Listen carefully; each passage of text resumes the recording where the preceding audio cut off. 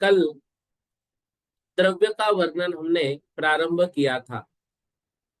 द्रव्य को हम पढ़ रहे थे और जो 6 द्रव्य है उन द्रव्यों के सामान्य और विशेष लक्षण के माध्यम से हमने द्रव्यों को देखा।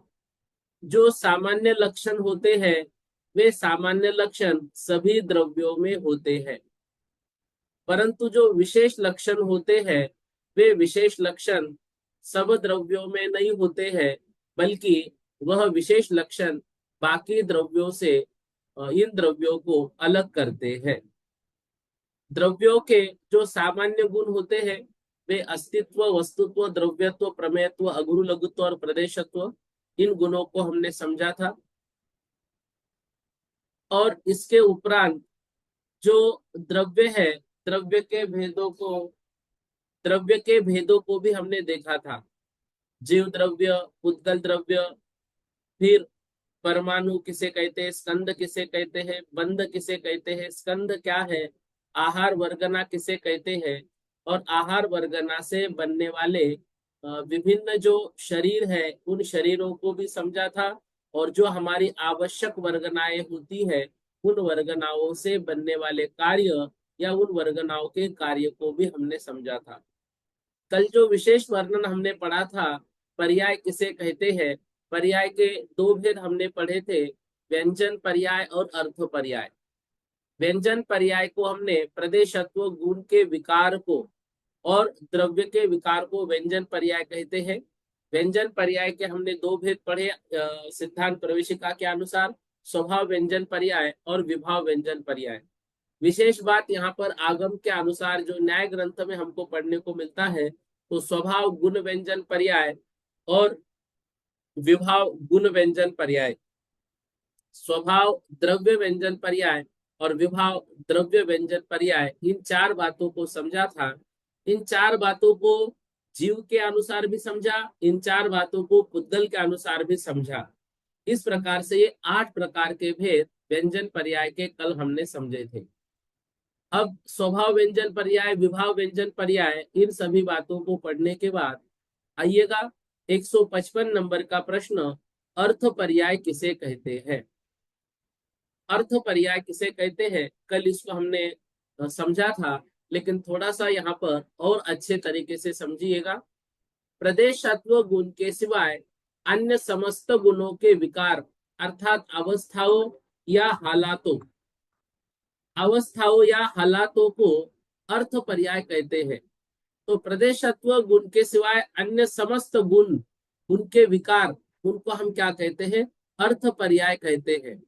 अर्थ पर्याय के भेद हमने पढ़े, स्वभाव अर्थ पर्याय और विभाव अर्थ पर्याय। प्रश्न क्रमांक 156 सब लोग देखिएगा, स्वभाव अर्थ पर्याय और विभाव अर्थ पर्याय, प्रश्न क्रमांक 156। अब देखिए, स्वभाव अर्थ पर्याय और विभाव अर्थ पर्याय, इसको हमें ध्यान से थोड़ा समझना है। तो अर्थ पर्याय की जो 2 भेद हम कर रहे हैं, स्वभाव अर्थ पर्याय, विभाव अर्थ पर्याय। स्वभाव अर्थ पर्याय क्या है, बिना दूसरे के निमित्त से जो अर्थ पर्याय होती है उसे स्वभाव अर्थ पर्याय कहते हैं। जैसे जीव का अगुरु लघुत्व गुण के अनुसार परिणमन, यहाँ उदाहरण दिया है जीव का केवल ज्ञान, लेकिन इसका उदाहरण होना चाहिए जीव का अगुरु लघुत्व गुण का परिणमन। ये क्या है, यह जीव की जो अर्थ पर्याय है यह स्वभाव अर्थ पर्याय है। यह कार्य स्वभाव से हो रहा है, इसमें कोई निमित्त नहीं है। और जो जीव का केवल ज्ञान है इसको हमने लिया है स्वभाव गुण व्यंजन पर्याय में। विभाव अर्थ पर्याय किसे कहते हैं, विभाव अर्थ पर्याय पर के निमित्त से जो अर्थ पर्याय होती है, पर के निमित्त से जो अर्थ पर्याय होती है उसे विभाव अर्थ पर्याय कहते हैं। जैसे जीव के राग द्वेष आदि।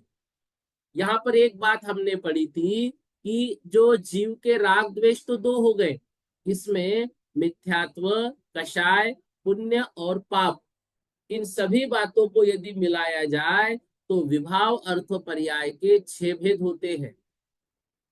क्योंकि जीव का परिणमन अगुरु लघुत्व गुण के अनुसार होना ये तो स्वभाव है, लेकिन मिथ्यात्व के कारण जीव मिथ्यात्वमय परिणमन करता है, कषायों के कारण तदनुरूप आचरण करता है, पुण्य पाप के कारण उनके अनुसार ही वो कार्य करता रहता है, राग द्वेष, किसी के प्रति राग किसी के प्रति द्वेष, ये सब जो बातें हैं यह बातें जीव की विभाव अर्थ पर्याय है। क्यों? क्योंकि इनके निमित्त से जीव जो है वो विभाव में चला जा रहा है। इस प्रकार से यह विभाव अर्थ पर्याय जो है यह विभाव अर्थ पर्याय है। इसमें प्रत्येक का अनुभव अलग अलग है। मिथ्यात्व का भी, क्योंकि जैसे हम पढ़ते हैं ना, जितने जीव होते हैं उनके अनुसार उतने उसके भेद होते हैं। तो सबका मिथ्यात्व का अनुभव अलग, कषाय का अनुभव अलग, पुण्य पाप का अनुभव अलग, राग द्वेष का अलग, ये सब विभाव अर्थ पर्याय जो है सबका अनुभव इसमें अलग अलग होता है। इतने 158 प्रश्न कल हमने पढ़े थे। आइए आज हम थोड़ा आगे बढ़ते हैं। प्रश्न क्रमांक 159। यह विषय लगभग हमने बहुत बार पढ़ा है, तत्वार सूत्र आदि ग्रंथों में, सर्वार्थ सिद्धि में भी इसको पढ़ा था। समझिएगा, उत्पाद किसे कहते हैं? द्रव्य में नवीन पर्याय की उत्पत्ति को उत्पाद कहते हैं। व्यय किसे कहते हैं? द्रव्य की पूर्व पर्याय के त्याग को व्यय कहते हैं। द्रव्य किसे कहते हैं? प्रत्यभिज्ञान की कारणभूत द्रव्य की किसी अवस्था की नित्यता को द्रव्य कहते हैं। तीनों बातें हैं, देखना ध्यान से समझना। द्रव्य में नवीन पर्याय की उत्पत्ति हुई, उसको क्या कहा हमने? उत्पाद कहा। जैसे जैसे महावीर स्वामी का जो जीव है पूर्व में भिल्ल पर्याय में था, और वहां पर उन्होंने कुछ मुनि महाराज जी से ज्ञान की बातों को समझते हुए नियमों को धारण किया। इसका फल क्या हुआ? धीरे धीरे धीरे उनकी जो प्रगति है या यूं कहे उन्नति है वह होती रही, और वह उन्नति इतनी हुई कि उन्होंने साक्षात तीर्थंकर पर्याय की प्राप्ति की। अब द्रव्य में नवीन पर्याय की उत्पत्ति हुई, उसको उत्पाद कहा। वे क्या हुआ? द्रव्य की पूर्व पर्याय, जो उनकी पूर्व पर्याय थी उस पूर्व पर्याय का उन्होंने त्याग किया, वह व्यय कहते हैं। द्रव्य प्रत्यभिज्ञान की कारणभूत द्रव्य की किसी अवस्था विशेष नित्यता को द्रव्य कहते हैं। बड़ी अच्छी व्याख्या है। प्रत्यभिज्ञान हमने इसमें समझा था। प्रत्यभिज्ञान कहते हैं, किसे कहते हैं? जो स्मृति और प्रत्यक्ष, स्मृति और प्रत्यक्ष इन दोनों को जोड़ने का कार्य करता है, इन दोनों की कड़ी को जोड़ता है, उसको प्रत्यभिज्ञान कहते हैं। हमने सिद्धांत प्रवेशिका की शुरुआत में ही इस प्रश्न को पढ़ा था। अब द्रव्य क्या है? अब क्या हुआ? महावीर भगवान का जो जीव है वह जीव जब तीर्थंकर पर्याय रूप में जन्म ले लिए, पूर्व पर्याय जो भी उनकी पूर्व पर्याय थी उसका व्यय हुआ। प्रत्यपिक ज्ञान के द्वारा, मतलब पूर्व जो स्मृति में था उस स्मृति के द्वारा ये जाना गया, अच्छा ये वो जीव है जिन्होंने आदिनाथ के समय पर मरीचि बन के 363 मठ की स्थापना की है। वही जीव है जो भिल्ल की पर्याय में था, वही जीव है जो क्रूर सिंह की पर्याय में था, वही जीव है जो कभी स्वर्ग में भी था, वही जीव है जो कभी नरक में भी गया। तो ये जो है, यह द्रव्य की अवस्था की नित्यता है। इसको हम क्या कहते हैं? इसको हम ध्रुव्य कहते हैं। आगम में बहुत उदाहरण मिलते हैं। जैसे सबसे पहले हमारे पास सोना था, उस सोने से हमने क्या कर लिया? अंगूठी बना ली, तो द्रव्य में नवीन पर्याय की उत्पत्ति हुई। अब जो सोना हमारे पास था, जो समझो एक बिस्किट के रूप में था, उस बिस्किट की पर्याय का उसका व्यय हो गया। अब जो वो अंगूठी है, अंगूठी को देखने के बाद भाई किसी ने पूछा, हमारे तो बिस्किट गायब हो गया, बिस्किट गायब हो गया। गायब नहीं हुआ। प्रत्यक्ष विज्ञान देखो, यह अंगूठी उसी बिस्किट से बनी हुई है, अर्थात वही सोना इसमें लगा हुआ है। बिस्किट कहीं नहीं चला। वह जो सोने की नित्यता है, वह नित्यता बनी हुई है, सोना कहीं चला नहीं गया। तो द्रव्य में नवीन पर्याय की उत्पत्ति उत्पाद है, पूर्व पर्याय का त्याग व्यय है, और प्रत्येक विज्ञान की कारणभूत द्रव्य की किसी अवस्था की नित्यता को यहाँ पर क्या कहते हैं? ध्रुव्य कहते हैं। इस तरह से इसमें बहुत सारे उदाहरण हमको पढ़ने को मिलते हैं। मतलब संसार में ये सब कुछ चलता रहता है, उत्पाद व्यय द्रव्य, उत्पाद व्यय द्रव्य, उत्पाद व्यय द्रव्य, उत्पाद व्यय द्रव्य युक्तम सत, और सत द्रव्य लक्षणम। ठीक है ना? द्रव्य का लक्षण भी क्या है? सत है। अब यहाँ पर 162 नंबर के प्रश्न के द्वारा ये बता रहे हैं, प्रत्येक जो जीव है, उस जीव की जो विशेष गुण है, उस विशेष गुण को हम यहाँ पर क्या कह रहे हैं? उस विशेष गुण को यहाँ पर समझ रहे हैं सामान्य रूप से। ठीक है? देखो, जो द्रव्य के विशेष गुण है, जैसे जीव का विशेष गुण क्या है? जीव द्रव्य में चेतना, सम्यक्त्व, चारित्र इत्यादि। ठीक है ना? ये जीव द्रव्य के विशेष गुण है। यहाँ पर सम्यक्त्व और चारित्र जो है, यह मतलब यहाँ प्रश्न यह आएगा कि ये जीव द्रव्य के विशेष गुण में सम्यक्त्व चारित्र क्यों लिया? इसलिए लिया, सम्यक्त्व यह श्रद्धा गुण की पर्याय है, और श्रद्धा या तो सम्यक्त होगी या मिथ्यात्व होगी, इसलिए उसको यहाँ पर ले लिया है। और चारित्र भी यदि सम्यक्त है तो उनका जो आचरण है वो चारित्र अच्छा माना जाएगा। इसलिए जीव द्रव्य के विशेष गुण।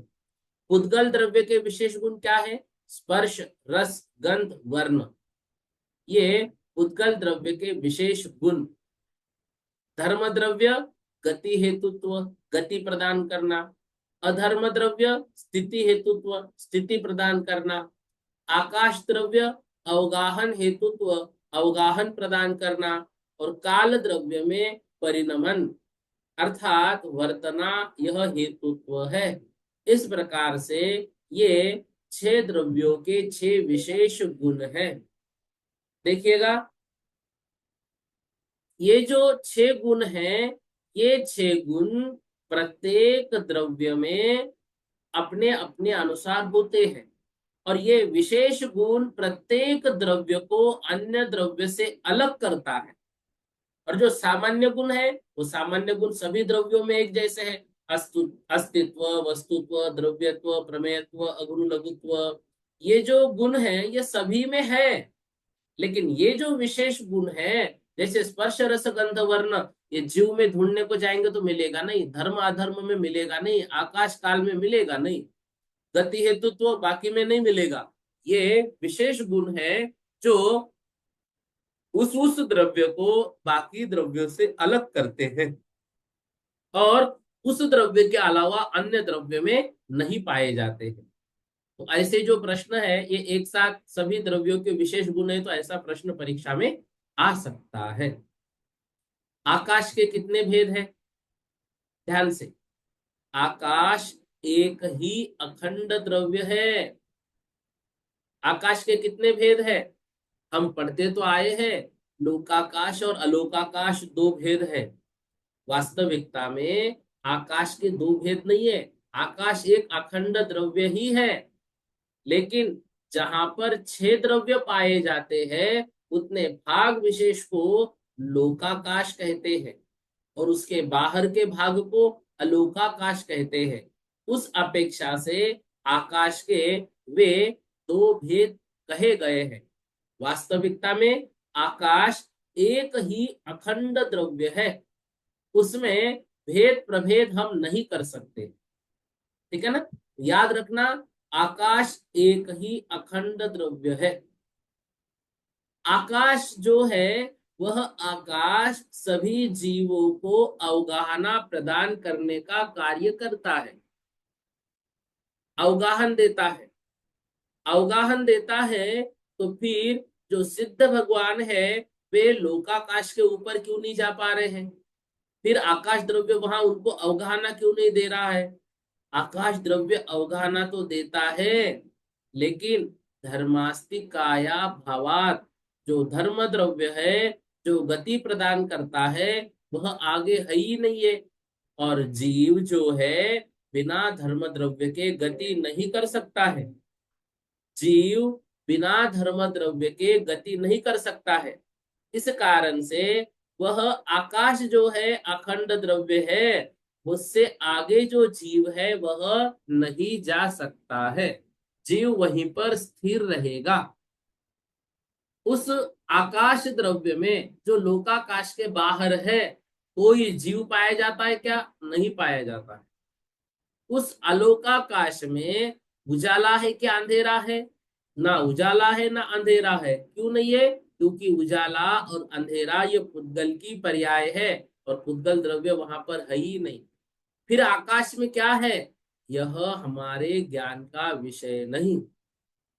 आकाश को सिद्ध भगवान ने देखा है। और आकाश में क्या प्रति समय परिवर्तन होता है? बिल्कुल होता है। आकाश में प्रति समय परिवर्तन होता है। किस अपेक्षा से होता है? जो परिवर्तन लोकाकाश में हो रहा है वही परिवर्तन संपूर्ण आकाश में हो रहा है। हमारे घर में भोजन की एक थाली है गोल, उसके बीच में हमने एक छोटा सा राउंड बना लिया और वहां पर नाम लिखा। अब वो नाम कहाँ लिखा? उस थाली के मध्य भाग में, वो जो मशीन आती है ना नाम लिखने की, अब उस थाली के मध्य भाग में लिखा। तो उसमें लिखते समय जो कंपन होता है, नाम लिखते समय छोटा सा एक कंपन होता है थाली में, तो क्या वो थाली के सिर्फ मध्य भाग में हो रहा है? नहीं नहीं, वो पूर्ण थाली में हो रहा है। ऐसे ही जो जीवों का आवागमन लोकाकाश में होता है, उस कारण से संपूर्ण आकाश में जो है परिवर्तन होता रहता है। जैसे उस थाली के किसी एक भाग में करंट हमने लगा दिया तो पूरे थाली में करंट उतर जाता है। ठीक वैसे ही यहाँ पर भी हमको समझना है। आकाश कहाँ पर है? तो बताया आकाश सर्वव्यापी है। कहाँ है आकाश? आकाश सर्वव्यापी है, दोनों जगह है। दोनों जगह पर कहाँ पर? लोकाकाश में भी और अलोकाकाश में भी। सर्वव्यापी सर्वत्र है। आकाश कहीं पर नहीं है ऐसा हम नहीं कह सकते हैं। ठीक है, अब बता रहे हैं आगे, लोकाकाश किसे कहते हैं? ध्यान से, आकाश में जहां तक आकाश में जहां तक जीव, उद्गल, धर्म, अधर्म और काल ये द्रव्य है, उस स्थान को लोकाकाश कहते हैं। आकाश में जहां तक जीव, उद्गल, धर्म, अधर्म और काल ये द्रव्य है, उस स्थान को लोकाकाश कहते हैं। और लोक के बाहर के आकाश को अलोकाकाश कहते हैं। ठीक है, ये बात हमने बहुत बार समझी है। मीना दीदी जी पूछिए। भैया जी जय जैन। जय। यदि लोकाकाश में तो एक पांच प्रश्न द्रव्य। रहेगा, मैं बताता हूँ। हाँ, मेरा ग्रंथ मिल नहीं रहा है, मैंने रखा तो है। जी जी एवं जी भूत नहीं और भाव निक्षेप का मैं बताऊंगा एक दो दिन में। हाँ जी जी बोलिएगा। हाँ जी, लोकाकाश में जी पांच द्रव्य बताए हुए हैं, इसमें आकाश को क्यों छोड़ा? क्योंकि ये आकाश तो वहां भी रहेगा। एक बार फिर से थोड़ा जोर से बोलिएगा। लोकाकाश में ये बताया है कि कौन कौन से द्रव्य रहते हैं, तो जीव, पुद्गल, धर्म, अधर्म और काल बताया है। आकाश को हाँ, क्यों छोड़ दिया? आकाश तो आकाश को समुद्र। इसलिए ने बताया कि वो उस लोकाकाश के अंदर है, आकाश के अंदर है। उस हम्म, लोकाकाश में आकाश नहीं, उस आकाश में ही वो लोकाकाश है। इसलिए जीव, पुद्गल, धर्म, अधर्म, काल, ये उस आकाश में है। इसमें यदि आकाश बताते हो तो फिर अलोकाकाश में कौन सा आकाश है? इसलिए वो अच्छा अखंड द्रव्य है, उसका टुकड़ा नहीं है। इस कारण से यहाँ पर 5 ही नाम लिए हैं। अच्छा। तो आकाश नहीं आएगा उसमें, लोकाकाश नहीं, है तो लोकाकाश आकाश में। नहीं आएगा। देखो, आकाश तो वहां ऑलरेडी है ही। जी भाई हमारे जेब में क्या क्या है? हमारे जेब में डायरी है, पेन है, हमारे जेब में कहो तो कुछ पिन रखी हुई है। लेकिन जेब, जेब भी है ना, जेब के अंदर जेब भी है, लेकिन जेब का उल्लेख थोड़ी हम करते हैं। जी भैया भैया जी, और एक प्रश्न और है हमारा जो हमने आपको व्हाट्सएप किया था, कि जो अपने उसमें एक प्रश्न आया है मॉडल पेपर में, खालिस्तान में आया था, सूक्ष्म निगोदिया लब्ध या पर्याप्तक जीव की उत्कृष्ट अवगाहना खालिस्तान के समान है। देखो, वो जो है ना, वो मछली के समान कहा है, मछली के जी आकार का है। नहीं आकार भैया उसका मछली का आकार है। नहीं भैया भैया प्लीज एक मिनट सुनिए। पर वो प्रश्न ही गलत है, क्योंकि सूक्ष्म निगोदिया तो अपर सूक्ष्म है, और मत्स्य बादर है, और वो 5 इंद्री है। सूक्ष्म निगोदिया लब्धा पर्याप्तक जीव एक एक इंद्री की बात हो रही है यहाँ पे। तो अच्छा, इस पर्सन इंद्री की अपेक्षा तो उसकी उत्कृष्ट अवगाहना मत्स्य के समान होगी। पर सूक्ष्म निगोदिया जीव की उत्कृष्ट अवगाहना मत्स्य के समान कैसे हो सकती, क्योंकि वो अच्छा। तो बादर है और दीदी, पंचेंद्री है। दीदी सुनो ना, वो जो प्रश्न पत्र बनाया है ना, बनारस के बहुत बड़े विद्वान ने बनाया है, तो उसको हम जी अभी जी। चैलेंज नहीं कर सकते। लेकिन नहीं हमने आपके उनसे कहने के अनुसार मैं भैया वो पंडित जी से निवेदन करता हूँ कि साहब ये मुझे समझा दीजिए। नहीं ठीक है हमने ना? भैया से बात की थी, किरण भैया जी से बात की थी, डॉक्टर साहब से। तो क्या बोले वो? तो वो यही बोल रहे थे कि प्रश्न गलत हो गया है, हमने सुधार दिया है, सही कर दिया है। हाँ ठीक है ना। अगर देखो क्या होता है, हाँ। हम इतने बड़े विद्वान को यदि हम ये कहेंगे कि भाई भैया ये गलत हुआ है, समझो, वो बनारस के बहुत बड़े हम पंडित जी ने निकाला है, और हो नहीं नहीं हमने सकता है उनको उनकी वहां पर कुछ दृष्टि भी हो। तो एक नहीं बार मैं उनको उनसे, देखो किरण भैया ने तो बोल दिया, हो सकता हाँ है कि किरण भैया की उनसे बात भी हो गई होगी, कोई दिक्कत जी नहीं। भैया। लेकिन मैं फिर भी क्या करता हूँ, पंडित साहब जो बनारस के जिन्होंने पेपर निकाला था, उनसे एक बार हम्म। चर्चा करके फिर आपको बोलता हूँ। एक बार आपसे निवेदन है, उस प्रश्न का उतना स्क्रीनशॉट लेकर मुझे भेजिएगा। नहीं तो यही हमने भेजा था, सो भेजा था, भैया जी को भेजा था भेजो हमने। भेजो, मेरा अभी जो व्हाट्सएप वाला मोबाइल है, मैं आज मंदिर में भूल के आया हूँ। तो मैं उसको जी कल सुबह मंदिर में जब जाऊंगा ना, तो मैं देखूंगा। आज हाँ तो हमारे हम यहाँ पे उनको जो पंच कल्याणक होना है, उसकी बड़ी बड़ी प्रतिमा आ गई। हम लोग मतलब दिन जी भर से जी उधर ही थे। अभी जी जस्ट आ गए घर पे, तो मेरा मोबाइल मंदिर में रह गया। मैं कल उसको देखूंगा, लेकिन उतना स्क्रीनशॉट भेजो। तो मैं जी पंडित साहब इसलिए से निवेदन करूंगा कि ये किस दृष्टि से आपने पूछा है। यदि वो कहे कि मैंने ये मतलब गलती हुआ है, तो कोई दिक्कत ही नहीं है। या फिर तो उनका भैया हो सकता है उसके पीछे कोई और मकसद हो, तो हमें और अच्छी बात समझ में आ जाएगी। ठीक है ना? भैया जी क्या है कि उसमें जो ऊपर हेडिंग लिखी थी स्पर्शन इंद्री का विषय, तो और नहीं नीचे ठीक है, बिल्कुल मैं नहीं आपकी लिखी। बात से सहमत हूँ। क्योंकि जहाँ सूक्ष्म निगोदी आप बोल रहे हैं, तो बात ही समाप्त हो गई ना वहां पे। जी उसकी भैया उत्कृष्ट वही तो अवगाहना, हमारा। तो वो तो बात मैं समझ रहा हूँ, लेकिन फिर भी एक बार उनसे चर्चा करके उसका विषय हम कर लेंगे। ठीक है हाँ दीदी? जी भैया। हाँ जी जी भैया। मुझे एक बार स्क्रीनशॉट आप भेज के रखिएगा, मैं कल देखूंगा उसको। जी जी भैया। जी जी। मैं सिर्फ इसलिए पूछा पूछा है सबके नहीं सामने नहीं, कि मैं बिल्कुल, जिस सभी का क्लियर होना चाहिए, और आपका स्वाध्याय भी अच्छा है। लेकिन होता क्या है, कभी भी बड़े लोगों से मैं एकदम वैसा नहीं बोलूंगा, तो नहीं अपन नहीं एक बार नहीं, समझ लेते हैं। अपने हो भी सकता है कि उनके, मेरे मतलब मुझे भी अभी लग रहा है कि उनकी दृष्टि कुछ और होगी उस विषय में, क्योंकि वो भैया जी बहुत बड़े जैसे हमने विद्वान है। भेजा था उनको, उनको ये इसीलिए भेजा था कि भैया ऊपर की हेडिंग चूक गए हैं, कई बार हो जाता, तो ठीक सबसे है, हो चलेगा जाता ना। है। एक बार मैं बात करूंगा दीदी। जी जी भैया जी जी, जी। जी। नविता दीदी जी पूछिए। भैया जी, भैया जी थोड़ा ऊंची आवाज लोकाकाश में किसे पूछिए। कहते हैं, यदि ये प्रश्न होता। थोड़ा, थोड़ी जय बड़ी जिनेन्द्र भैया आवाज जी। में पूछिए प्लीज। जय जिनेन्द्र भैया जी, हाँ।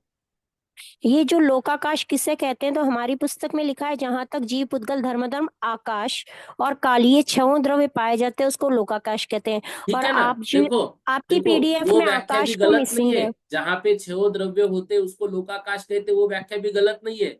लेकिन इन्होंने जो लिखा है सिद्धांत प्रवेशिका में, तो ये भी सिद्धांत उनका लिखना प्रवेशिका से गलत ही हम नहीं है। बता रहे हैं, तो हम भी उसी उसमें कोई पुस्तक में से दिक्कत ही नहीं ना। बता रहे हैं। हम जो अभी तक बाल बोध में पढ़ते आए वही पढ़ते आए, जहाँ पे छह द्रव्य पाए जाते वो लोकाकाश, और जहाँ पर मात्र एक आकाश द्रव्य ही पाया जाता है वो अलोकाकाश, जी, यही पढ़ते तो आए अपन हैं। लेकिन छयों ये लिख जो देंगे व्याख्या तो है भी ये भी गलत सवाल नहीं। सही है। 6 लिखेंगे तब भी सवाल सही है, 5 लिखेंगे तब भी सही है। बिल्कुल बिल्कुल बिल्कुल। ठीक है भैया जी, जय जिनेन्द्र। जी जी जय जी। राज रानी जी जैन बोलिएगा। जय हिंद भैया जी। जय जिनेन्द्र। भैया जी ये क्वेश्चन मत्स्य वाला गलत नहीं है, शास्त्र में जीव कांड में मत्स्य दिया है। देखो अभी मैं उस विषय में मैं बोला ना अभी कि एक बार पंडित साहब से बात करूंगा, भ- फिर अपन भैया करेंगे उसमें निर्णय ले लेंगे, अभी उसको छोड़ दो आप। नहीं, मैं कह रही हूँ भैया जी आप एक जीव कांड में तो देखिए उसमें मत्स्य दिया है। हाँ मत्स्य दिया है लेकिन उसका विषय अलग है। मैंने भी तो शुरुआत में जैसे दीदी ने पूछा तो मैंने उनको बोला ना मत्स्य का आकार। लेकिन जो दीदी कह रही है ना वो भी बात सही है। तो एक बार हम पंडित साहब से बात करके उस पर निर्णय ले लेंगे कल की कक्षा में। ठीक है दीदी। हाँ जी ठीक है भैया जी। हाँ। ओ भारती दीदी जी कन्नड़ बोलिएगा।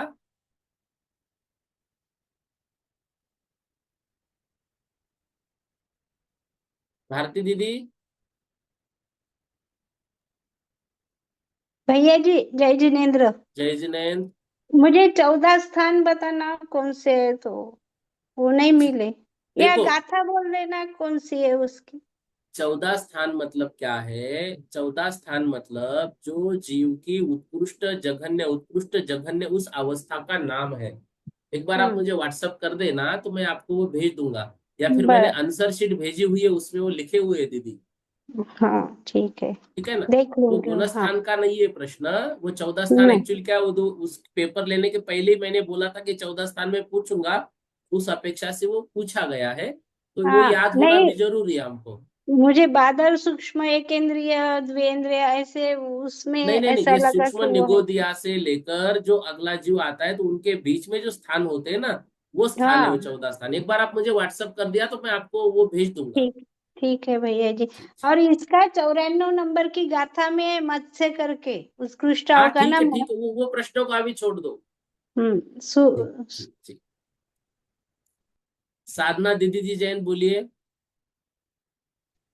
हाँ जजन भैया जी, एक तो जय मुझे ये जिनेन्द्र। स्वभाव, अभी आपने स्वभाव अर्थ पर्याय बताया ना, तो उसका जो हाँ उदाहरण दिया अगुरु लघुत्व स्वभाव अर्थ पर्याय, हाँ हाँ क्वेश्चन हाँ हाँ नंबर अगुरु लघुत्व 157। गुण का परिणमन।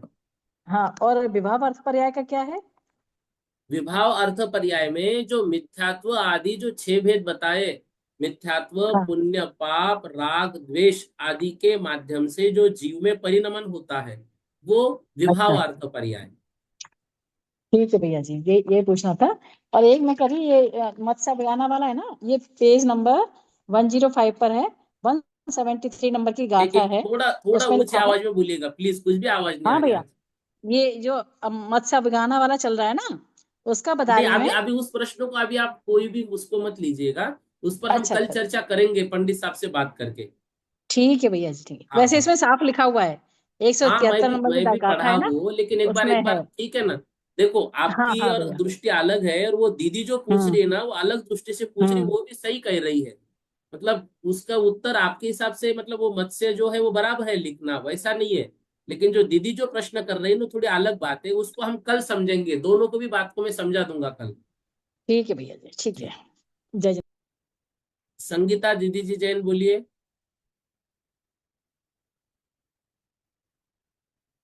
संगीता दीदी जी जैन। भैया जी जय जिनेन्द्र। जय भैया जी मैं जिनेन्द्र। थोड़ा इधर कंफ्यूज हूँ, जैसे इसमें लिखा है विस्तार से जीव समाज के 19 भेद। और थोड़ा जोर से, ए- पता नहीं आज आवाज क्यों कम आ रही, थोड़ा जोर से। भैया जी इसमें लिखा है विस्तार से जीव समाज के 19 भेद। हाँ वो तो समझ में आया, लेकिन जब स्थान करते हैं योनि स्थान, तो स्थान में भी 19 भेद हैं। तो कब हमको ये 19 भेद लिखने, कब ये 19 भेद लिखने हैं? सुनाई नहीं दिया दीदी। भैया जी एक क्वेश्चन है, विस्तार से जीव समाज के 19 भेद, आवाज आ रही है भैया जी? हाँ हाँ हाँ 19 भेद लिखना है विस्तार से, हाँ।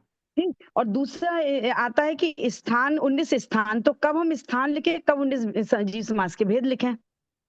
हाँ तो तो क्या स्थान के लिए दिक्कत है, वहां क्वेश्चन पे कैसा 19 आएगा? जहां भेद पूछे वहां 19 लिखने हैं। बाकी अच्छा, दूसरा कौन स्थान सा है? पूछेंगे तो ये लिखना है।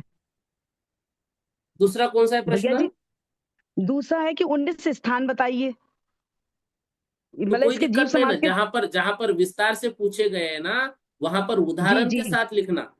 और जहां पे मात्र अच्छा 19 भेद लिखे हैं वो ऐसे ऐसे सिर्फ लिख देना ये 19 करके।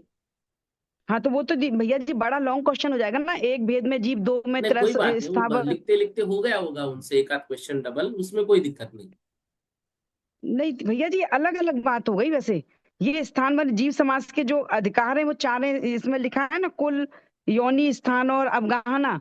तो इसका हाँ हाँ। क्वेश्चन अलग हो गया और जीव समास विस्तार अलग हो गया। तो यदि वो स्थान पूछेंगे तो हम ये वाला देंगे जिसके चार अधिकार हैं। नहीं देखो, इसमें थोड़ा स्थान जब कंफ्यूजन हो रहा पूछा है मेरे को। जाएगा तो आप जीव स्थान जो है 19 उसके अपेक्षा ही लिखना। जी जी भैया जी, ठीक। और हाँ विस्तार से पूछा जाएगा तो हम जीव समास के 19 भेद बिल्कुल लिखेंगे। बिल्कुल। ठीक भैया जी, ठीक है। धन्यवाद भैया जी। हाँ आइए आगे बढ़ते हैं। यहाँ पर लोकाकाश किसे कहते हैं, तो यहाँ पर लिखा है आकाश में जहां तक जीव पुद्गल धर्म अधर्म काल ये द्रव्य पाए जाते हैं। तो व्याख्या देखिए, आकाश में जहां तक, तो ऑलरेडी इसमें क्या लिखा है, आकाश में जहां तक जीव पुद्गल धर्म अधर्म और काल ये द्रव्य पाए जाते हैं उस स्थान को लोकाकाश कहते हैं। तो उस आकाश में जहां तक ये पाए जा रहे हैं वहां तो आकाश ऑलरेडी है, इसलिए नहीं लिखा है। और यदि ये लिखा जाए कि जहां पर आकाश जीव पुद्गल धर्म अधर्म कालीय द्रव्य छह द्रव्य पाए जाते उसको लोकाकाश कहते हैं, तो वो भी ठीक है। तो यहाँ पर जो शुरुआत में शब्द है ना आकाश में जहां तक, इस कारण से वहां पे अलग से आकाश लिखने की आवश्यकता नहीं है। और कोई लिखे तो गलत नहीं होगा, उसकी भी चिंता मत करना। अलोकाकाश किसे कहते हैं, लोक से बाहर के आकाश को अलोकाकाश कहते हैं। लोक से बाहर जो आकाश है जिसके विषय में अभी हमने समझा, ना वहां उजाला है ना वो अंधेरा है ना वहां स्थावर जीव है ना कोई जीव है, वहां क्या है हम कोई नहीं जानते हैं। और लोकाकाश के बाहर कोई जा भी नहीं सकता है, कोई रिद्धिधारी कोई देव आके हमें यहाँ से उठक के मतलब अलोकाकाश में फेंके, ऐसा भी नहीं हो सकता है। क्यों, क्योंकि धर्म द्रव्य वहां नहीं है तो कोई जाने की बात ही नहीं है। जब अनंत गुण के धारी सिद्ध भगवान वहां पर नहीं पहुंच पा रहे हैं तो बाकी तो वहां जाने की कोई बात ही नहीं है। इस तरह से उसको यहाँ पर हमको समझना है। अगला प्रश्न कर रहे हैं, लोक की मोटाई ऊंचाई चौड़ाई कितनी है। ध्यान से, जब भी लोक की बात आती है तो हमारे सामने एक लड़का जैसे खड़ा हुआ, कमर पे हाथ रखे और पैर ऐसे उसने फैला के रख दिए, तो वह जो आकार बनता है ना लोकाकाश का, वह आकार बन जाता है। तो लोक की मोटाई उत्तर और दक्षिण दिशा में सब जगह 7 राजू है। चौड़ाई पूर्व और पश्चिम दिशा में मूल में नीचे जड़ में 7 राजू है, जो तलवे का भाग है ना नीचे वो 7 राजू है। ऊपर क्रम से घटकर 7 राजू की ऊंचाई पर चौड़ाई, जो ऊपर 7 राजू की चौड़ाई आती है मतलब कमर तक का भाग, तो वहां पर ऐसे घटते घटते घटते घटते वो आती है। और बीच कमर में मात्र 1 राजू जो मध्य लोक है, वो मात्र 1 राजू। फिर क्रम से बढ़कर 10.5 राजू की ऊंचाई पर चौड़ाई 5 राजू है। ऊपर जो है वो 10.5 की ऊंचाई पर जो है वो 5 राजू है। फिर क्रम से घटकर 14 राजू की ऊंचाई पर चौड़ाई 1 राजू है। तो अधिकतर जो मंदिरों में लोकाकाश का चिन्ह बना हुआ है, या अधिकतर जो हम सिंबल जैन धर्म का जैन प्रतीक यूज करते हो, बहुत मतलब वो चिन्ह गलत है। क्योंकि ऊपर 1 राजू, बीच में 1 राजू और नीचे 7 राजू और ऊपर 5 राजू, इसको सही सही बनाना है तो ऊपर 1 इंच का नाप लेना, ठीक है ना। फिर या तो नीचे से नीचे 7 इंच का नाप लेना, फिर उसको घटाते हुए 7 इंच का जो पॉइंट आएगा ऊपर, पहले 7 इंच का नीचे खींच के 7 इंच पे एक पॉइंट देना सेंटर में बराबर, फिर उसके इधर आधा इंच और इधर आधा इंच, तो ये वहां पर 1 राजू, ये दोनों लाइन जोड़ लेना। फिर क्या करना, ऊपर 10.5 इंच तक जो राजू की चौड़ाई है उस पे बढ़ाते जाना 5 इंच तक का पॉइंट, और दोनों तरफ ऐसा ये घुमा के वो 5 इंच मतलब 2.5 इंच इधर 2.5 इंच इधर ऐसा बनाना। और फिर ऊपर जो है सेंटर निकालना, तो ऊपर जो है मतलब नीचे से जो 7 राजू लिया था ना वहां से ऊपर बराबर 14 इंच के पॉइंट पर आधा इंच इधर आधा इंच इधर ऐसा उसको जोड़ लेना। तो यह जो थोड़ा ऐसा बारीक आएगा ऊपर और बीच में भी बारीक आएगा, ये वास्तविकता में हमारे लोकाकाश का नक्शा है। तो ऊर्ध्व अधो दिशा में ऊंचाई 14 राजू है, अर्थात लोक की जो ऊंचाई है टोटल वह कितनी है, 14 राजू। नीचे 7, फिर 1, फिर 5 और फिर ऊपर 1। इस तरह से 343 घन राजू जो है, इसका घन हम निकालते हैं। यह भी सरवार सिद्धि में तीसरा अध्याय पढ़ते समय हमने इसका घन राजू भी निकालकर समझा था, ठीक है ना। तो इस तरह से इस लोकाकाश में जो मध्य में है उसको हम त्रस नाड़ी कहते हैं, उसमें त्रस जीव पाए जाते हैं। और बाकी जगह पर जो है वह कौन है, वो स्थावर जीव पाए जाते हैं। उसको निष्कुट क्षेत्र कहते हैं, जो अंदर अंदर है ऐसा। मतलब पूरा 3D मॉडल जब बनाएंगे तो बीच का जो है वह क्या है, वह त्रस नाड़ी है, और उसके बाहर जो है वो निष्कुट क्षेत्र है। और वो निष्कुट क्षेत्र में मतलब त्रस नाड़ी के बाहर सर्वत्र मात्र स्थावर जीव भी पाए जाते हैं, और त्रस नाड़ी में मात्र त्रस जीव ही पाए जाते हैं। ठीक है, एक सेकंड। हाँ, ज्योति दीदी जी विदिशा क्या पूछ रहे हैं आप, इससे संदर्भित है क्या कुछ? ज्योति दीदी जी विदिशा बोलिएगा। हाँ, जय जिनेन्द्र भैया। जय जय जिनेन्द्र। जिनेन्द्र भैया जी। भैया जी, मिथ्यात्व गुण स्थान की परिभाषा। हाँ, हाँ बोलो। और मिथ्यात्व की परिभाषा, दोनों में क्या अंतर रहेगा? आवाज क्यों कम आ रही है, एक बार थोड़ा जोर से बोलिएगा। मिथ्यात्व, जी भैया जी, मिथ्यात्व गुण स्थान किसे कहते हैं और हाँ, मिथ्यात्व किसे कहते हैं, दोनों में अंतर रहेगा क्या? देखो, मिथ्यात्व किसे कहते हैं और मिथ्यात्व जी गुणस्थान किसे कहते हैं, दोनों में अंतर जी नहीं है। वास्तविकता में जैसे सम्यक्त्व है, सम्यक्त्व किसे कहते हैं, और सम्यक्त्व जो गुणस्थान है वो किसे कहते हैं। तो जो मतलब सच्चे देव शास्त्र गुरु पर श्रद्धान करना, यह सम्यक्त्व है। और वो जी जिसने प्राप्त किया है वो सम्यक्त्व, सम्यक दृष्टि, वह सम्यक दृष्टि चौथे गुण स्थान में है। और जहां पर मिथ्यात्व नाम कर्म का उदय है उसको मिथ्यात्व कहते हैं। और जिसका अभी वह चल रहा है उसको हम कहेंगे कि ये मिथ्यात्व गुण स्थान में है।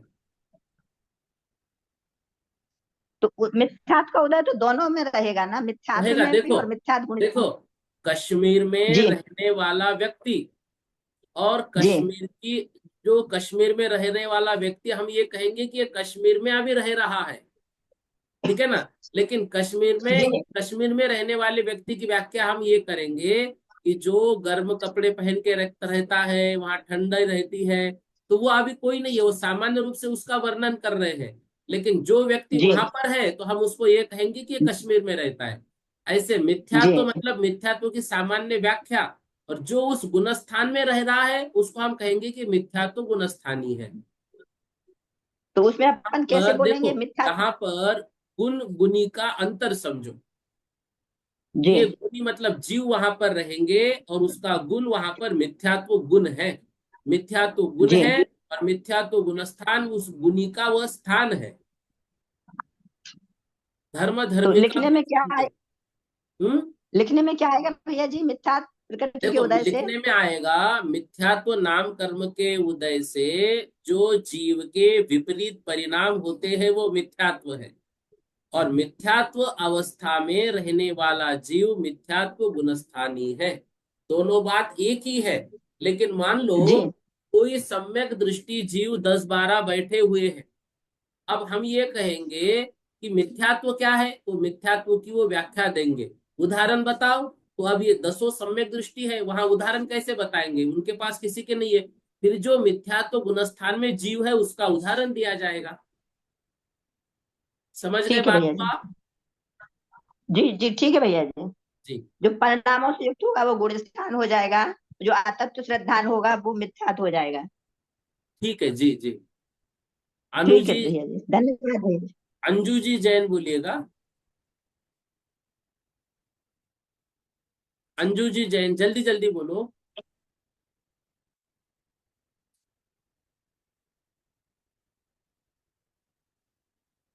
अंजू जी जैन, इंद्र कुमार जी जैन बोलिएगा। जय जिनेन्द्र भैया जी। हाँ जय जिनेन्द्र बोलो। भैया जी मैं ये पूछ रही थी कि जो साधारण वनस्पति के वो भेद हैं, इतर निगोद नित्य निगोद। तो जो नित्य निगोद है वो कभी निगोदिया से मतलब बाहर ही नहीं निकले हैं। तो वो उसका उत्तर दिया है कि भाव कलंक और दुर्लेशया के कारण वो कभी नित्य निगोदिया जीव कभी बाहर ही नहीं निकले। तो मतलब वो समझ में नहीं आया कि जब बाहर ही नहीं निकले तो वो मतलब ऐसी कौन सी दुर्लेशया और भाव कलंक उन्होंने किया कि। देखो ऐसा नहीं, नित्य निगोद से 6 महीने 8 समय में 608 जीव बाहर आते हैं, लेकिन अभी वहां पर जो जीव है वो जीव वहां से कभी बाहर निकले हुए नहीं है। और इतर निगोद जो जी है वहां पर बाहर आकर वापस वहां पर जो जीव गए हैं वो कहलाता है इतर निगोद। अब नित्य निगोद में वो हमेशा से है, तो उनके उनके अपने वो परिणाम से वो स्वाभाविक उनका परिणमन है। लेकिन उनके कषायों की जब मंदता हो जाती है तो 6 समय 8 समय में 608 जीव बाहर आते हैं। ठीक है। जी। हाँ। इंद्र कुमार जी जैन बोलिएगा। ये जी जो बोलो बोलो। एक राजू 7 राजू, और ये जो 7 राजू जो चौड़ाई है इसकी, हाँ तो ये जो घनफल जो गन निकाल, जैसे एक राजू आपने 10 नाड़ी बताई इसमें, हाँ तो इसमें जो चौड़ाई है इसकी 7 राजू, जो गहराई है मतलब इसकी जो 7 राजू, तो उसमें वो 10 नाड़ी की क्या स्थिति रहती है? वो भी एक नाड़ी एक एक एक राजू ही रहता है या बिल्कुल, सात सात सेंटर में राजू एक रहता है? राजू, सेंटर में एक राजू ही रहती है। नहीं भैया जी, मैं जो पूछ रहा हूँ वो उसके गहराई की बात कर रहा हूँ। जैसे जो ये तो इसका स्क्वायर वाला सिस्टम दिखता है अच्छा इसमें जो अच्छा दिखता अच्छा, है। ऐसा अंदर गहराई पूछ रहे आप। जी जी भैया जी। जी भैया जी। तो हाँ उसमें उत्तरस नाड़ी की क्या स्थिति रहती है? वो 7 राजू रहती है या एक राजू रहती है? और यदि एक राजू रहती है सात, तो वो जो अपनी वो सिद्धशिला है, वो 45 लाख जो योजन उसका आता है, वो तो जैसे अपने ढाई द्वीप का आता है, तो उसमें गहराई में उसकी क्या स्थिति रहती है? वो देखो, इलिप्टिकल रहती है या गोलाकार रहती है? नहीं, जा जा देखो, सिद्ध इसमें दोनों मत है। इसमें दोनों मत है कि कुछ आचार्य मानते हैं कि वो गोलाकार है और कुछ आचार्य मानते हैं कि वो स्क्वेयर है। तो हमको दोनों मत को स्वीकार करना है। लेकिन जब गोलाकार हम स्वीकार करते हैं तो ज्यादा उचित प्रतीत होता है। लेकिन गोलाकार में दिक्कत ये आती है, 343 जो हम घन राजू बोलते हैं ना, वो घन राजू ने निकालता है। जी लेकिन भैया जी। गोलाकार में जैसे मध्य लोक गोल है, तो अब मध्य जी लोक गोल होने से जो स्वयंभू रमन समुद्र जो गोल हो गया, तो उसके बाहर फिर कुछ है ही नहीं। लेकिन जब हम स्क्वेयर उसको स्वीकार करते हैं, तो फिर जो स्वयंभू रमन समुद्र गोल है या मध्य लोक गोल है, तो फिर चारों कोनों में थोड़ी जगह बचेगी, वहां क्या है, ये प्रश्न मन में आता है। तो जो तत्वार्थ सूत्र है, और तत्वार्थ सूत्र के मतलब अकलंक स्वामी हो, मतलब हमारे जो सर्वार सिद्धिकार हो आचार्य पूज्यपाद स्वामी, इनकी परंपरा को जब हम समझते हैं ना, तो फिर उसको गोलाकारी माना जाता है। और जो त्रस नाड़ी की आप बात कर रहे हैं, वो तो सब जगह से एक एक ही, मतलब एक एक राजू ही मानी जाती है, क्योंकि जो सेंटर में आएगा ना, वो त्रस नाड़ी जो है वो एक राजू होने से सब जगह पर वो एक राजू ही मानी जाएगी।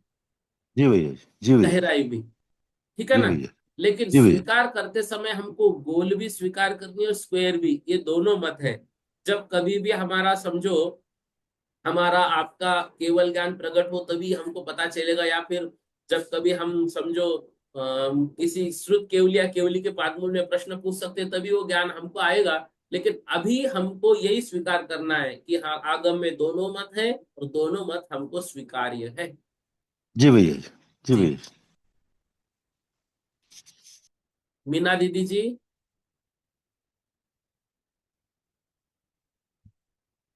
मीना दीदी जी जैन। हाँ जय जिनेन्द्र भैया जी। जय जिनेन्द्र। मैं ये पूछ रही जैसे अभी आपने बताया कि त्रस नाली में 10 जीव ही रहते हैं, ये बोला आपने अभी। हाँ, तो फिर जो एक इंद्री वगैरह जो है पेड़ पौधे हैं ये सब ये तो फिर नहीं नहीं, इनको। देखो देखो, ऐसा नहीं। जी जो त्रस नाड़ी में जो जीव है वो त्रस जीव कहाँ रहते हैं, तो वो मात्र त्रस नाड़ी में ही रहते हैं। बाकी स्थावर जीव जो है वो तो संपूर्ण लोकाकाश में भरे हुए हैं। हाँ हाँ, वही अब पूछ रहे थे। त्रस किसे कहते हैं? त्रस कहते हैं 2 इंद्रिय, 3 इंद्रिय, हाँ 4 इंद्रिय और पंचेंद्रिय। ये जो जीव हाँ। है ये मात्र त्रस नाड़ी में, और नहीं इनके हमारे, साथ एक इंद्रिय जो जीव है वो तो एक इंद्रिय जो त्रस नाड़ी में तो है ही, और बाकी लोकाकाश मतलब संपूर्ण लोकाकाश में ठसाठस भरे हुए हैं वो, त्रस नाड़ी हाँ में भी है। हाँ, बस वही पूछना चाहती, तृष्णाड़ी में भी जैसे अपन पेड़ पौधे देखते हैं, हाँ ये नहीं तो नहीं, सारे। है ही वो तो है ही, लेकिन उसके बाहर जो है वो कोई भी त्रस जीव नहीं पाए जाते। ठीक है, वो समझ गई। मतलब ये जी, कहने में है कि तृष्णाली में सिर्फ तृष जीव ही रहते हैं, मेरा इस बात ऐसा पे नहीं, नहीं ना क्वेश्चन। ना ना, हाँ ठीक है बस ना। ये।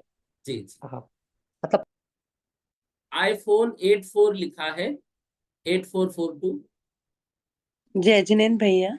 जय जिनेन्द्र। भैया जी, आपने जो अगुरु लघुत्व गुण किसे कहते ये बताया था कल, हाँ तो हाँ। ये मुझे समझ में नहीं है। जिस शक्ति के निमित्त से द्रव्य की द्रव्यता कायम तो रहती है, ये तो समझ में आया कि द्रव्य की द्रव्यता का, लेकिन अथवा एक द्रव्य दूसरे रूप में नहीं परिणमाता, ये चीज समझ में नहीं आ रही। देखो, एक एक द्रव्य दूसरे द्रव्य में नहीं परिणमता, मतलब कभी धर्म द्रव्य अधर्म नहीं बनेगा, अधर्म हम्म, द्रव्य कभी धर्म द्रव्य नहीं बनेगा, जीव द्रव्य कभी पुद्गल द्रव्य नहीं बनेगा, पुद्गल द्रव्य कभी जीव द्रव्य नहीं बनेगा।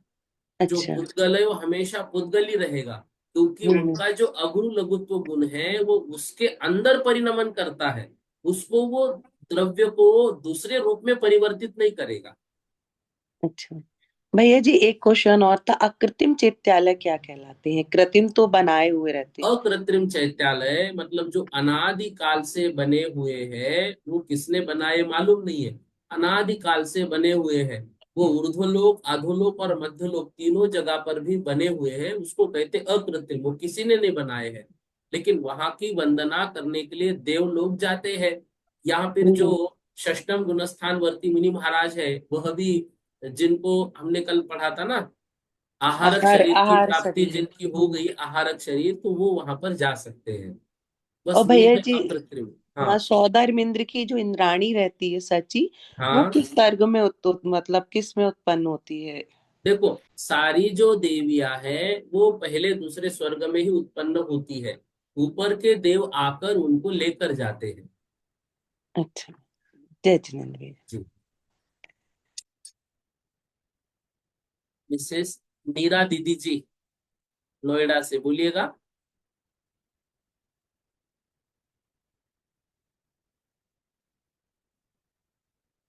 नीरा दीदी जी, भैया जी जय। जय जिनेन्द्र। भैया जय जी जय जिनेन्द्र। जिनेन्द्र। जय जिनेन्द्र बोलिएगा। मैं ये पूछ रही थी भैया जी, आपने वो जो हम नया पढ़ा रहे थे, तो आपने संबंध बताए थे, देखो, लिविंग संबंध जो है संबंध, वो तीन तादाद में प्रकार के संबंध, होते हैं। तो वो मैं नोट करना चाहती हूँ। करिए, तादात्म्य संबंध, संश्लेष संबंध और संयोग संबंध। जी जी। तादात्म्य तो संबंध, मैं बोलो बोलो। तो मैं ये पूछना चाह रही थी कि ये जो ऐसा दूध व्यवहार ने या सदु व्यवहार, इसमें किसमें कौन सा संबंध है, ये मैं पूछना चाह रही थी आपसे। देखो, जो हमने अभी यहाँ पर असद्भुत नय के भेद पढ़े, वहां जी पर जी जो स्वभाव गुण व्यंजन पर्याय है ना, स्वभाव जी गुण व्यंजन पर्याय में जो केवल जी। ज्ञान की प्राप्ति है, वह क्या है, वो हाँ जी आत्मा और ज्ञान, वो तादात्म्य में संबंध हुआ। जो जी जीव के राग द्वेष है वो विभाव अर्थ पर्याय, तो वो विभाव अर्थ पर्याय का विषय आएगा, तो ये आएगा संश्लेष संबंध। और संयोग संबंध जो है वो उसमें नहीं आएगा, क्योंकि संयोग संबंध मतलब जो बाहर हमारे दिख रहे हैं परिग्रह, उसके साथ जो संबंध हुआ वो आता है संयोग संबंध। ठीक है दीदी। भैया जी, सहयोग संबंध एक बार और बता दीजिए। संयोग संबंध जैसे हमारा परिवार, हमारी घर, गाड़ी, घोड़ा, जी परिग्रह, जी जी जो हमारे जी संयोग से हमको प्राप्त हुए हैं। जी जी। ठीक है दीदी। थैंक यू भैया, थैंक यू भैया जी। जी जी, जय जय। अनिता जी जैन बोलिए जल्दी जल्दी, अगली क्लास शुरू हो जाएगी अभी। जय जिनेन्द्र भैया जी। जय जिनेन्द्र। जय जिनेन्द्र। हाँ भैया जी, पूरा जैन सिद्धांत समझ में आ रहा है, पर तीन चीज अभी तक समझ में नहीं आई है। एक उदाहरण से बता दो। साध्य, साधन, हेतु, कोई सा भी एक उदाहरण, किसको क्या कहेंगे? साध्य, साधक और साधन, हेतु। हेतु। हाँ। देखो, साध्य मतलब जो हमको प्राप्त करना है, जैसे हमको, हमारा साध्य क्या है? सिद्धत्व की प्राप्ति। हाँ साधक कौन है? हम है जो साधना हाँ कर रहे हैं, और उसका हाँ साधन क्या है? तपस्या आदि करना उसका साधन है। हाँ। और ठीक है हेतु, ना? हेतु और देखो, साधन और हेतु एक ही बात है। अच्छा एक ही चीज। हाँ हाँ कोई बात नहीं भैया जी। जी जी। ठीक है।